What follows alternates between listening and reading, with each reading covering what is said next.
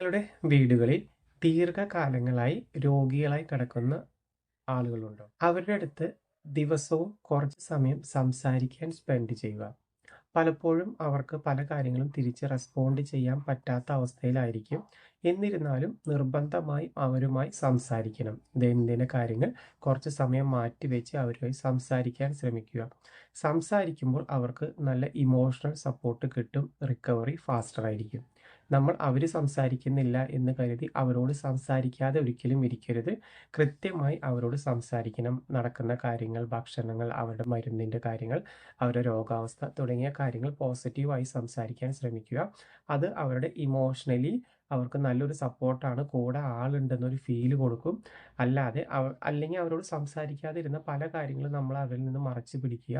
അവർ മരിക്കാറായി എന്നൊരു ഫീലായിരിക്കും അവരുടെ മനസ്സിലുണ്ടാവുക. അപ്പോൾ അത് ഉണ്ടാവാതിരിക്കാൻ ശ്രദ്ധിക്കുക.